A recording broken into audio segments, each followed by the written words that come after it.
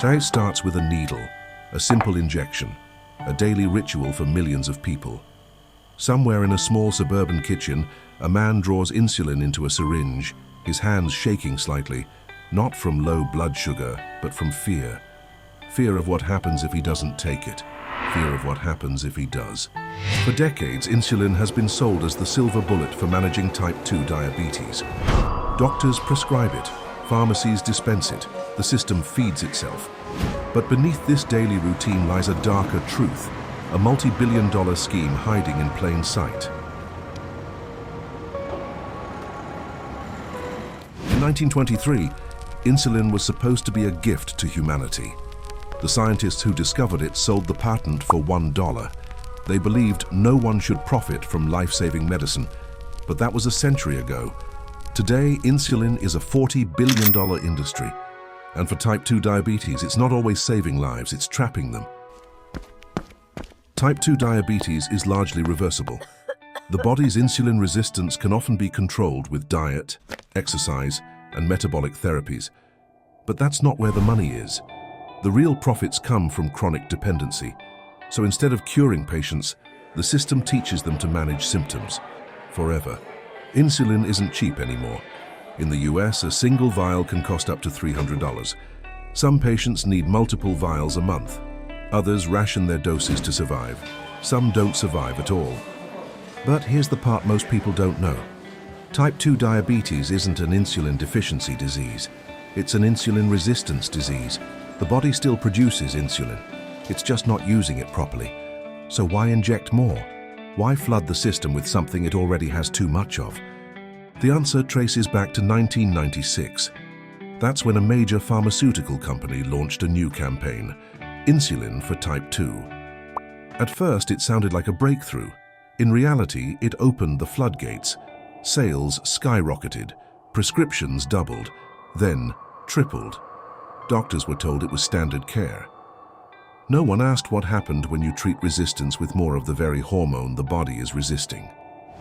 The result? Patients became locked in a loop. Insulin leads to weight gain. Weight gain worsens insulin resistance. More insulin, more weight, more prescriptions. Repeat. By 2025, global insulin sales are projected to top $70 billion. And type 2 diabetes? It's still rising. Some call it a medical miracle. Others call it one of the biggest pharmaceutical cons in modern history. Inside a sleek conference room at a Fortune 500 headquarters, executives review quarterly earnings. Charts go up.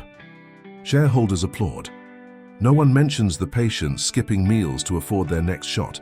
No one talks about the woman in Detroit who died because she couldn't refill her prescription in time. Meanwhile, alternative treatments, low-carb diets, fasting protocols, metabolic reversal therapies remain on the sidelines. Why? Because they don't generate the same profits. There's no patent on lifestyle changes, no billion-dollar IPO for cutting carbs. In 2018, a whistleblower from inside a major insulin manufacturer leaked internal memos. The documents revealed price collusion, quiet agreements to raise costs in lockstep. 3 companies control 90% of the global insulin supply. Competition? It's a myth. Prices rise together, patients fall alone. Social media lights up with another tragic headline.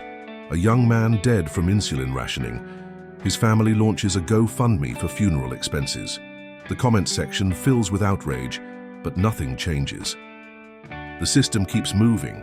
Hospitals keep billing. Doctors keep prescribing. Patients keep injecting. But late at night, in quiet corners of the internet, a new conversation is happening. Patients are waking up. They're asking why they've been told to treat a lifestyle disease with lifelong medication. They're wondering why no one ever explained that remission is possible. That for many, insulin isn't the solution, it's the trap. This isn't just about medicine, it's about trust. It's about what happens when healthcare stops being about health and starts being about business. Tomorrow morning, millions of people will wake up and reach for the syringe again. Some will do it because they have to. Some because they've been told there's no other way, but a growing number will stop and ask, who really benefits from this needle? And when they find the answer, they may discover the most uncomfortable truth of all. Sometimes the cure is the scam,